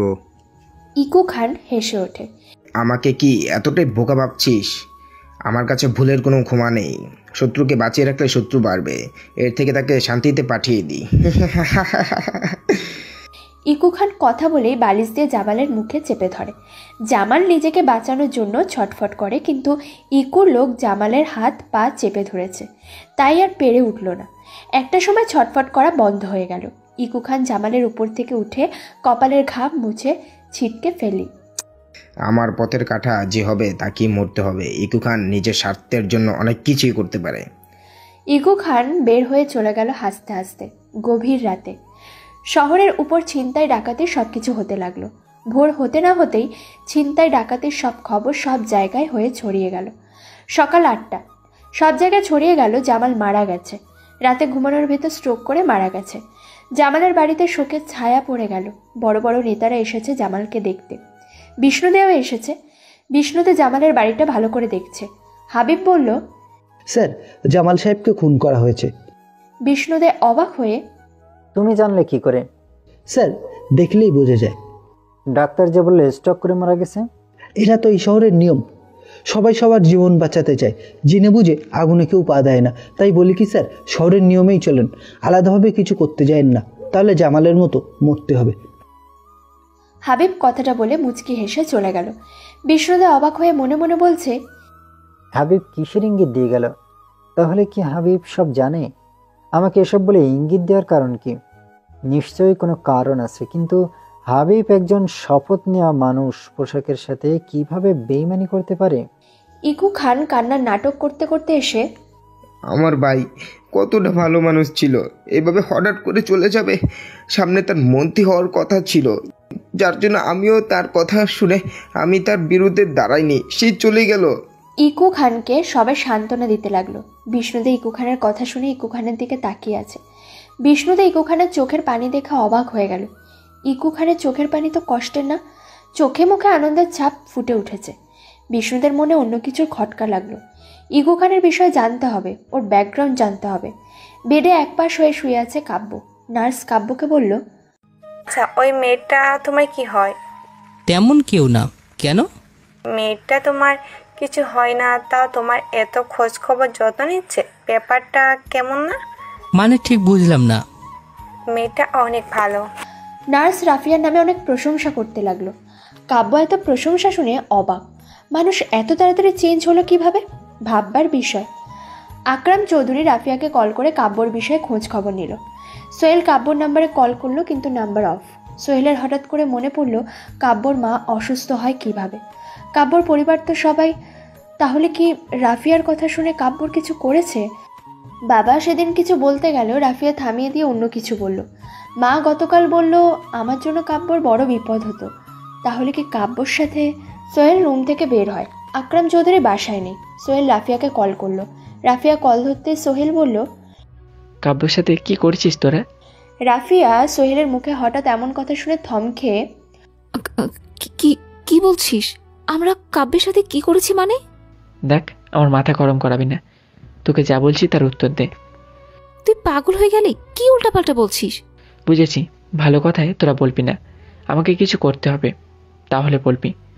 ফুপা কি বলেছে ভুলে গেছিস? কাব্যের মা অসুস্থ, তাই দেখতে গেছে। তোরা কি আমাকে পাগল ভাবিস নাকি বলদ মনে করিস? কোনোটাই না। তাহলে মিথ্যা বললি কেন? কি মিথ্যে বলেছি? কাব্যের পরিবারের কেউই বেঁচে নেই। সেদিনে বোম ব্লাস্টে কাব্যের পরিবারের সবাই মারা যায়। তাহলে কাব্যের মা আসলো কই থেকে? কাব্য একাকী থাকবে বলে আমি ওকে আমার সাথে রেখেছি, আর তোরা ওর কিছু করে বলে মিথ্যা কথা বললি। রাফিয়া সোহেলের কথা শুনে পুরো থ হয়ে গেল। সোহেল ফোনটা কেটে দিল। রাফিয়া তাড়াহুড়ো করে আকরাম চৌধুরীকে ফোন করে সব কিছু বলল। আকরাম চৌধুরী অবাক হয়ে তাড়াহুড়ো করে অফিস থেকে বের হয়ে গেল। রাকিব থানায় বসে পেপারস দেখছিল। তখনই ফোনটা বেজে উঠল। রাকিব স্ক্রিনে তাকিয়ে দেখল অফিসার শাহাদাত কল দিয়েছে। রাকিব কলটা ধরতে ওপাশ থেকে ধমক সুরে, থানায় বসে করছোটা কি? নিউজে এসব কি?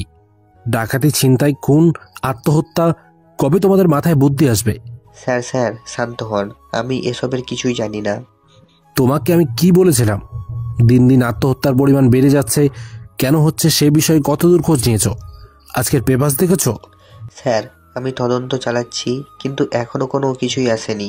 দেখো, তোমাকে আমি 3 দিন টাইম দিচ্ছি, এর ভেতর আমার সব তথ্য চাই। আর যদি না দিতে পারো তাহলে তোমার ওখানে নতুন অফিসার পাঠাতে আমি বাধ্য হব।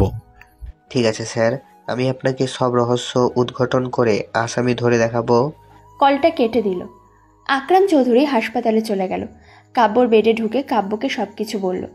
কাব্য আকরাম চৌধুরীর কথা শুনে নিজের মাথায় নিজে গুঁতো মেরে বলছে, কি ভুলটাই না করলাম। কাব্যর বেডের কাছে ফোন ছিল। কাব্য ফোনটা অন করে সোহেলকে কল করলো। সোহেল কাব্যর কলটা রিসিভ করেই, কই তুই? তোর ফোন অফ ছিল কেন? আমাকে একটা কল দিতে পারলি না? আমি বেঁচে আছি না মরে গেছি আবার খোঁজ নেওয়ার প্রয়োজন মনে করিসনি? আরে আর বলিস না, ইবা আছে না, ওর আম্মু অসুস্থ হয়ে পড়েছিল, তাড়াহুড়া করে চলে এসেছি। এখানে আবার নেট পায় না। আমি তো আঙ্কেলের সাথে কথা বলেছি, তোর খোঁজ নিয়েছি। তোকে বলেনি? বলেছে তো, তোর আম্মু নাকি অসুস্থ। আমার চিন্তা বেড়ে গেছিল রাফিয়ার কথা শুনে, তোর কিছু করলো কি না। তুই ঠিক আছিস তো? হ্যাঁ রে, আমি ঠিক আছি। আমি তো এবার আম্মুর কথা বলিনি। রাফিয়ার কথা শুনে আমার আর কি করব? তুই কেমন আছিস তাই বল। হ্যাঁ, ভালো আছি। তুই কবে আসবি? আমি 3 দিন পর আসবো। এখানে একটু ঝামেলায় আছি রে। তোর কিছু দরকার হলে আমাকে বলবি। না না, কিছু লাগবে না, রাখছি রে, কাজ আছে একটু। তুই আর ভুল কখনো করিস না। না, আর কখনো করব না। তুই সাবধানে আসিস। ঠিক আছে। কলটা কেটে দিল কাব্য। আকরাম চৌধুরী যেন হাফ ছেড়ে বাঁচল। কাব্য আকরাম চৌধুরীর দিকে তাকিয়ে মুচকি হাসল। আকরাম চৌধুরী বলল, তুমি অনেক বড় বাঁচান বাঁচালে। তোমার এখানে থাকতে অসুবিধা হচ্ছে না তো? না, ঠিক আছে, সমস্যা নেই। কেন? কিছু দরকার হলে আমাকে জানিও। ঠিক আছে। তাহলে আমি যাই, অফিসের কাজ আছে। ঠিক আছে। আকরাম চৌধুরী বেড থেকে বের হতে যাবে তখনই রাফিয়া সামনে এসে দাঁড়ালো। আকরাম চৌধুরী রাফিয়াকে দেখে, তুই? কাব্যকে দেখতে আসলাম আর বলতে আসলাম সোহেলকে ফোন দিয়ে যেন বলেও ঠিক আছে। আপনি কখন আসছেন? কিছুক্ষণ আগে তোর থেকে খবর পেয়ে হাসপাতালে ছুটে এসেছি। সোহেলের সাথে কথা বলে নিয়েছি, আর কোনো সমস্যা নেই। ঠিক আছে। তাহলে ওকে দেখে বাসায় চলে যাস, আমি অফিসে যাচ্ছি। আকরাম চৌধুরী চলে গেল। রাফিয়া বেডের ভেতর ঢুকে, কি অবস্থা তোর এখন? কেমন লাগছে? জি ভালো। দেখি তো তোর পিঠের কি অবস্থা? আগের থেকে ভালো। দেখি গেঞ্জিটা তোল। না। রাফিয়া কাব্যর দিকে চোখ পাকিয়ে, কেন রে? নার্স বললে তো ঠিকই তোলে দেখাতি। আমি বলছি বলেই না, তাই না? নার্স সুন্দর তাই ওকে দেখাতে মন চায়। কাব্য মাথা নিচু করে নিল। রাফিয়া কাব্যর গেঞ্জি তুলে দেখল, কিছুটা শুকিয়ে গেছে। সন্ধ্যের পর হাবিব আর বিষ্ণুদে গল্প করতে লাগলো। বিষ্ণুদে হাবিবের থেকে কথা বের করার জন্য গল্পে মজে গেছে। হাবিব কিছু বলতে যাবে তখনই বিষ্ণুদের ফোনটা বেজে ওঠে। হাবিব থেমে যায়। বিষ্ণুদে বিরক্ত হয়ে যায়, মনে মনে বলে কল আসার আর টাইম পেল না। ফোনের দিকে তাকিয়ে দেখলো অফিসার শাহাদাত কল দিয়েছে। বিষ্ণুদে কলটা রিসিভ করতে উপাস থেকে ঝাঁঝালো গলায়, তোমাকে এই শহরে কি জন্য এনেছি আমি? কোথায় ক্রাইম কমাবে তা না করে বাড়িয়ে চলেছ। সমস্যা কি তোমাদের? চাকরি করতে মন না চাইলে চাকরি ছেড়ে দাও। বিষ্ণুদের শান্ত গলায়, স্যার আপনি ভালো করেই জানেন এই শহরে ক্রাইম বেশি। কাউকে ধরে আনলে পরিবার হুমকির মুখে পড়ে যায়, উপর থেকে চাপ আসে। তাহলে আমি কোথায় যাব বলেন? আমি কোনো অজুহাত শুনতে চাই না। তোমাকে যে দায়িত্ব দিয়েছি তার পালন করো। পরিবার নিয়ে সমস্যা থাকলে চাকরি ছেড়ে দাও। এত ভয় পেলে চলবে না। তোমাকে 3 দিন টাইম দিলাম, এর ভেতর আমি সকল কিছু তথ্য চাই, ব্যাস। না হলে আমাকে অন্য রাস্তা দেখতে হবে। কথাটা বলে শাহাদাত কল কেটে দিল। বিষ্ণুদে অফিসার এমন ব্যবহারের জন্য প্রস্তুত ছিল না। হাবিব বিষ্ণুদের মুখের দিকে তাকিয়ে আছে। কি হয়েছে স্যার? স্যার ফোন করে 3 দিন সময় দিয়েছে। এই 3 দিনে কিছু করতে না পারলে অন্য ব্যবস্থা করবে। স্যারও চাপে আছে মনে হয়। কি করবেন স্যার? ভয় পেলে হবে না, সবাইকে ধরতে হবে, ক্রাইম কমাতে হবে। ওদের ভয়তে থাকতে গেলে ক্রাইম আরও বেড়ে যাবে, আর বাড়তে দেওয়া যাবে না। সবাইকে এক এক করে জেলে ঢুকাবো। স্যার আপনার পরিবার? পরিবার পরে দেখা যাবে, আগে সন্ত্রাসীদের ধরি। ওদের ধরতে পারলে অনেক ক্রাইম কমে আসবে। হাবিব বিষ্ণুদের মতিগতি কিছুই বুঝতে পারছে না। এই এখন বলছে এক কথা, কিছুক্ষণ পর বলছে আরেক কথা, এক মুখে এত কথা। বিষ্ণুদে হাবিবকে বলল, তুমি তখন কি বলতে গেছিলা বলো? কই স্যার, কিছু না তো। হাবিব কথা ঘুরিয়ে নিল। বিষ্ণুদে বুঝতে পেরে কথা না বাড়িয়ে থানা থেকে বের হয়ে গেল। কাব্য রাফিয়াকে যত দেখছে ততই অবাক হয়ে যাচ্ছে। রাফিয়ার ভেতর এত পরিবর্তন, যেখানে দু চোখে দেখতেই পারতো না সেখানে কিভাবে সম্ভব? এত কেয়ার, যত্ন, কিছুই কাব্যর মাথায় আসছে না। রাফিয়া কাব্যকে বলল, আমাকে বাসায় ফিরতে হবে। ঠিক আছে, সাবধানে যাবেন। কিছু লাগলে নার্সকে বলিস। রাফিয়া সুন্দর করে একটা হাসি দিয়ে বেড থেকে বের হয়ে গেল। কাব্য রাফিয়ার চলে যাওয়ার দিকে চেয়ে আছে, মনে মনে ভাবছে, এই মেয়ে তো আমাকে পুরো নিহত করে ফেলবে ওর মুখের হাসি দিয়ে। আচ্ছা, ওকে কি আমার মনের কথা বলবো? ও কি মেনে নেবে আমাকে? ওর প্রতি এত দুর্বল হয়ে পড়লাম কিভাবে? না, মনকে এত বাড়তে দেওয়া যাবে না। ওরা বড় লোক, ওদের চাহিদা অনেক, যা আমার কাছে অসম্ভব। কাব্য রাফিয়াকে নিয়ে ভাবতে লাগলো। রাত 12টা। বিষ্ণুদের সামনে বৃদ্ধ দাঁড়িয়ে আছে। বিষ্ণুদে বলল, হ্যাকার কিং এর কোনো তথ্য পাওয়া গেল কি? না স্যার। গাংচিল চুপ কেন তাহলে? ওকেও কি ধরতে পারবো না? গাংচিল হয়তো বুঝতে পারছে এটা আমাদের সাজানো নাটক, তাই ও কোনো কিছুই করছে না। সিমি আমাকে বারণ করে দিয়েছে অযথা তাদের সময় নষ্ট না করি। বুঝতে পেরেছি। গাংচিল অনেক চালাক, ওকেও ধরা এত সহজ হবে না। স্যার আমাকে ছেড়ে দেন। হ্যাকার কিং কোনোভাবে জানতে পারলে আমাদের কাউকে ছাড়বে না, প্লিজ স্যার। ঠিক আছে, তুমি তোমার বাসায় চলে যাও। হ্যাকার কিং বা গাংচিল যারই খোঁজ পাও না কেন আমাকে ইনফর্ম করবে সাথে সাথে। ঠিক আছে স্যার। বৃদ্ধ লোকটা চলে গেল। বিষ্ণুদা দাঁড়িয়ে মনে মনে ভাবছে, স্যার তো আমাকে 3 দিন সময় দিয়েছে। এই 3 দিনে আমাকে যা করার করতে হবে। এই শহরে কি ঘটছে না ঘটছে আমাকে জানতে হবে, সে যে কোনো মূল্যেই হোক। বিষ্ণুদে ফোনটা বের করে হাবিবকে কল করে। আমি 4 দিনের জন্য গ্রামের বাড়িতে যাচ্ছি, তুমি এদিকটা দেখো। হাবিব বিষ্ণুদের হঠাৎ এমন কথা শুনে অবাক হয়ে, স্যার হঠাৎ করে যেতে চাচ্ছেন যে? বড় স্যার যে আপনাকে দায়িত্ব দিল, সময়ও দিয়ে দিয়েছে 3 দিন, তাহলে? রাখো তো তোমার বড় অফিসারকে, তাকে পরে দেখে নেব। তোমাকে যা বললাম কইরো। ঠিক আছে স্যার, আমি এদিকটা সামলে নেব। বিষ্ণুদে কলটা কেটে দিল। হাবিব মনে মনে অনেক খুশি হলো আর বলল, এবার মনে হয় স্যারের চাকরিটা গেল। রাত 2টো। একটা রুমের ভেতর হ্যাকার কিং বসে কয়েকটা ব্যাংকের টাকা হ্যাক করে নিজের অ্যাকাউন্টে নিয়ে আসলো। হ্যাকার কিংয়ের অট্টহাসিতে পুরো রুম ফেটে যাচ্ছে। হ্যাকার কিং বলতে লাগলো, আমার প্ল্যানে আমি সফল। ক্যালচিন, তুই মনে করবি সব নাটক, কিন্তু এই হ্যাকার কিংকে চেনা এত সহজ না। এটাই আমার সময়, এখন কিভাবে আমাকে আটকাবি? সকাল 9টা। ব্যাংকে ম্যানেজার সহ সবার মাথায় হাত। অ্যাকাউন্ট হ্যাক হয়ে গেছে। এটা এখন কিভাবে বলবে সবাইকে? সবাইকে বললে একটা গন্ডগোল হবে। ম্যানেজার পরিচালককে ফোন করে সব বলল। হ্যাকার কিং ব্যাংকের সব টাকা হ্যাক করে নিয়েছে। কি করবে এখন? পরিচালক ব্যাংক বন্ধ করে দিতে বলল, যাতে কেউ কোনো কিছু জানতে না পারে। একদিনে 10টা ব্যাংক বন্ধ হয়ে গেল কোনো নোটিশ ছাড়াই। ব্যাংকের সামনে এসে গ্রাহকরা সবাই এসে হতাশ হয়ে ফিরে যাচ্ছে। কোনো নোটিশ ছাড়া ব্যাংক বন্ধ, এটা সব জায়গায় জানাজানি হয়ে গেল। মিডিয়ার লোকেরাও নিউজ করতে লাগলো। সবাই হতবাক হয়ে গেল। এমন ঘটনার সম্মুখীন মনে হয় এই প্রথম হলো। রাফিয়া ভার্সিটিতে থেকে কাব্যকে দেখতে যায়। রাত পর্যন্ত কাব্যর সাথে হাসি খুশিভাবে কথা বলে বাসায় চলে যায়। রাত দিন বিষ্ণুদে ছদ্মবেশে পুরো শহর ঘুরে বেড়ায়। ক্রিমিনাল আসলটাকে খুঁজছে বিষ্ণুদে, কিন্তু মিলছে না। চোখের সামনে অনেক অপ্রীতিকর ঘটনা ঘটে যাচ্ছে। বিষ্ণুদে সেগুলোও দেখে রাখছে, কিন্তু কিছু বলছে না। দেখতে দেখতে 2 দিন কেটে গেল। এই 2 দিনে শহরে অনেক কিছু ঘটে গেছে। মানুষের ভেতর আতঙ্ক সৃষ্টি হয়ে গেছে। 2 দিন পর রাত 12টা। রাকিব ড্রিঙ্কস করে রাস্তার মাঝখান দিয়ে হাঁটছে আর বলতে লাগলো, আমার কথায় এই শহরের সন্ত্রাসীরা উঠে আর বসে। আমার কথা না শুনলে ওদেরকে হাজতে ঢুকতে হবে। আমার কত পাওয়ার। ওই শাহাদাত কি জানে আমার জায়গায় আবার নাকি নতুন অফিসার দিবে? ওই নতুন অফিসার কি বেঁচে থাকবে এই শহরে আসলে? আমার একটা ইশারায় মরতে হবে ওকে, আর ওই শাহাদাতকে আমি সরিয়ে দিব। আমার সাথে গলা উঁচু করে কথা বলা। রাকিবের মনের ক্ষোভ প্রকাশ করছিল। তখনই রাকিবের সামনে একটা গাড়ি এসে ব্রেক করলো। রাকিব বলল, এই কার এত বড় সাহস? আমার সামনে এসে গাড়ি ব্রেক করলি? চিনিস আমাকে?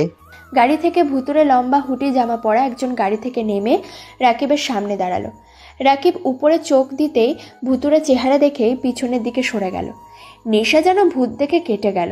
রাকিব সামনে থাকা লোকটার দিকে ঠিকভাবে তাকিয়ে, কে তুই? আমাকে ভয় দিতে এসেছিস? কিং, তো জীবন নিতে আসছি। রাকিব জোরে হেসে দিয়ে, তুই কোথাকার কে? কোন কিং? আমার জীবন নিতে এসেছিস নাকি তোর জীবন দিতে এসেছিস? কিং গম্ভীর গলায় বলল, গ্যাংচিল শহরের গ্যাংস্টার কিং, তোকে মারতে এসেছি, জীবন দিতে না। রাকিব গাংচেল শহরের গ্যাংস্টার কিং নাম শুনে যেন ভূত দেখার মতন অবস্থা।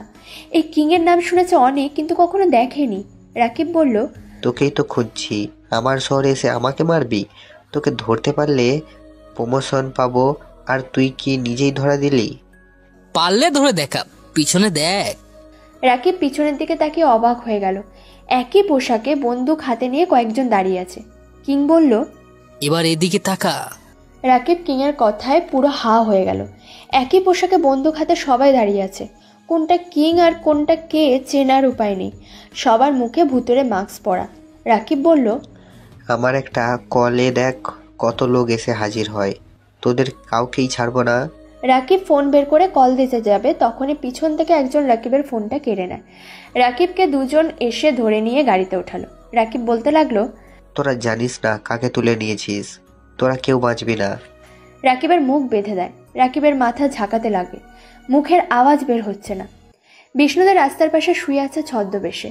বিষ্ণুদের চোখটা সামনের দিকে আটকে গেল। কয়েকজন লোক একটা লোকের পেটে ছুরি মেরে তার থেকে সবকিছু ছিনিয়ে নিয়ে গাড়িতে উঠে চলে গেল। বিষ্ণুদের উঠে দৌড়ে লোকটার কাছে যায়, তাকে রিকশায় উঠিয়ে নিজে রিকশা চালিয়ে লোকটাকে হাসপাতালে নিয়ে গেল। ডাক্তার লোকটাকে দেখে আর বিষ্ণুদের অবস্থা দেখে। পুলিশ কেস, পুলিশের থেকে পারমিশন নিয়ে আসুন।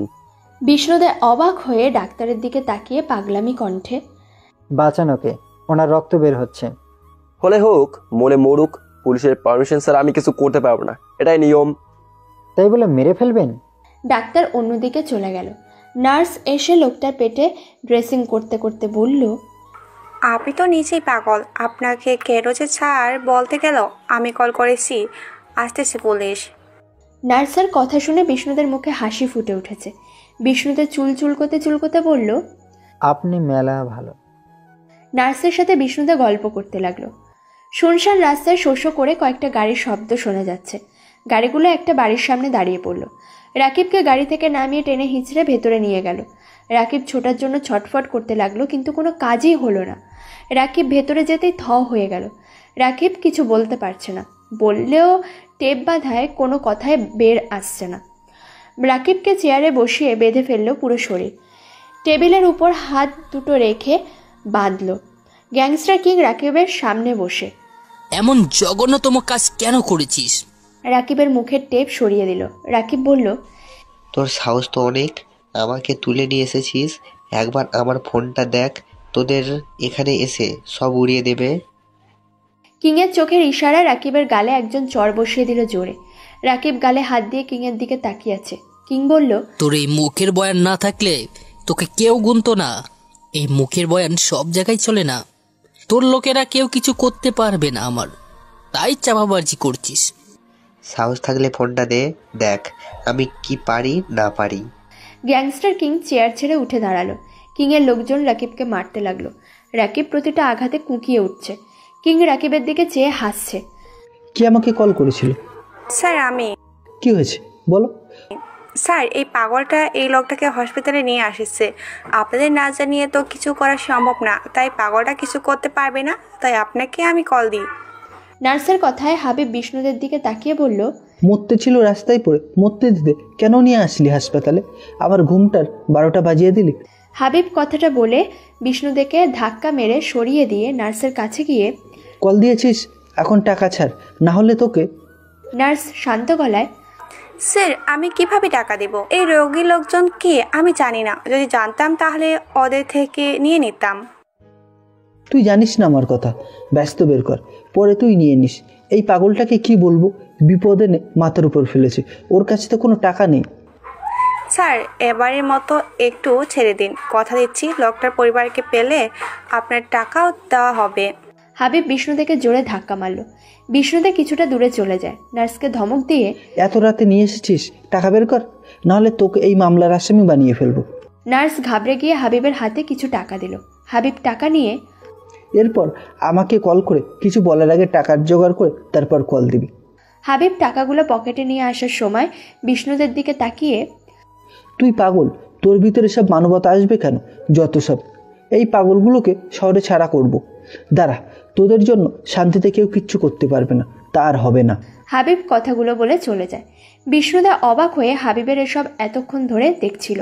নার্স বলতে লাগলো, এই পুলিশটা অনেক হারামি, মানুষদের নিগড়িয়ে না খাওয়া পর্যন্ত ছাড়বে না কাউকে। দুনিয়ার শয়তান। থানায় নাকি নতুন অফিসার আসছে, সে কি এই হাবিবের কীর্তিকলাপ দেখে নাই, নাকি সেও ওর থেকে ভাগ খায়? বিষ্ণুদা নার্সের কথা শুনে নার্সের দিকে তাকালো। কার সামনে কি বলছি? তুই পাগল হয়ে বেঁচে গেছিস, তুই আবার এইসব কি বুঝবি?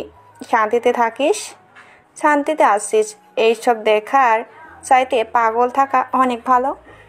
বিষ্ণুদের দাঁত কেলিয়ে হেসে দিয়ে মাথা চুলকাতে চুলকাতে, পাবে পাবে, যে যার পাপের শাস্তি পাবে। 16 আনা যে পূর্ণ হয়ে গেছে, শুধু সময়ের অপেক্ষা। নার্স বিষ্ণুদের কথা কানে তুলল না। বিষ্ণুদে হাসপাতালে থেকে বেরিয়ে ফাঁকা রাস্তা দিয়ে হাঁটছে আর ভাবছে। রাকিবের ঠোঁট ফেটে রক্ত বের হচ্ছে। রাকিব কিংয়ের দিকে তাকিয়ে, আমি যদি বেঁচে থাকি তাহলে তোর মতো কিংকে আমি শেষ করে ফেলবো, অস্বস্তি শহরেই থাকবে না। কিং রাকিবের গাল চেপে ধরে, তুই বেঁচে ফিরবি কিভাবে ভাবলি? তোর সাথে অনেক হিসাব নিকাশ আছে। তুই শুধু এতটুকু বল, রাশেদকে কেন মারছিস? কিংয়ের মুখে রাশেদের নাম শুনে ঢোক গিলে আমতা আমতা করে। আমি কিছু জানি না। কিংয়ের চোখের ইশারায় দুজন দুদিক দিয়ে রাকিবের দু হাতের উপর হাতুড়ি দিয়ে বাড়ি মারল। রাকিব চিৎকার দিয়ে কুঁকিয়ে উঠল। তোর এই চিল্লানো এখানে কেউ শুনবে না। এই হাত দিয়ে মেরেছিস রাশেদকে, বল। আমি মরে গেলেও তোকে কিছু বলবো না। কিং আঙুল দিয়ে ইশারা করলো। একজন রাকিবের একটা আঙুল কেটে ফেলল। রাকিবের জানটা যেন বের হয়ে যায়। কিং বলল, বলবি নাকি এর থেকে বেশি যন্ত্রণা দিয়ে মারবো? রাকিব হাঁফিয়ে গিয়ে বলছি পানি পানি একটু। কিং হাতের ইশারা করলে রাকিবের মুখের কাছে একজন পানি ধরল। রাকিব ঢকঢক করে খেয়ে ফেলল। কিং বলল, বল এখন। সেদিন রাশেদের সব প্ল্যানই ঠিক ছিল। আমি ওর জায়গাটা নেয়ার জন্য ওদের সাথে হাত মেলাই। সবাই গাংচিল শহরের সন্ত্রাসী ছিল। রাশেদের সব প্ল্যান ওদের জানাই, আমি সবাইকে আমার প্ল্যান জানাই। সবাই রাজি হয়। রাশেদ একা ভেতরে যেতেই আমি সবাইকে নিয়ে ওখান থেকে চলে যাই মিথ্যা বলে। সবাই ভুল বুঝিয়ে আমি আবার ওখানে ফিরে আসি। রাশেদ সবার সাথে লড়াই করলেও আমি পিছন দিয়ে রাশেদের মাথায় আঘাত করি। রাশেদ পিছনে ঘুরে আমাকে দেখে মাটিতে লুটিয়ে পড়ে। আমি নিজ হাতে ওকে মেরে ফেলেছি। ও অনেক উপরে উঠতে চেয়েছিল, কিন্তু আমি কখনো চাইনি ও উপরে উঠুক। আমি এই জায়গায় থাকবো, তাই ওকে মেরে ফেলেছি। আমি লোভে পড়ে গেছিলাম, পুরো শহর রাজত্ব করতে চেয়েছি। রাকিব কথাগুলো বলতে লাগলো। কিং চোখ দুটো বন্ধ করে নিল। শরীরে যেন আগুন জ্বলে উঠল কিংয়ের। হাত দুটো রাগেতে শক্ত করে মুঠি বেঁধে আছে, চোখ বন্ধ করে। হ্যালো আমার প্রিয় ভিউয়ার্সরা, আমাদের আরেকটি চ্যানেল আছে। আমাদের এই চ্যানেলের হোম পেজে গিয়ে নিচের দিকে যাবে, বিপি লাভ চ্যানেলটি সাবস্ক্রাইব করবে। সেখানটায় রেগুলারলি নতুন নতুন ভিডিও আপলোড করা হবে।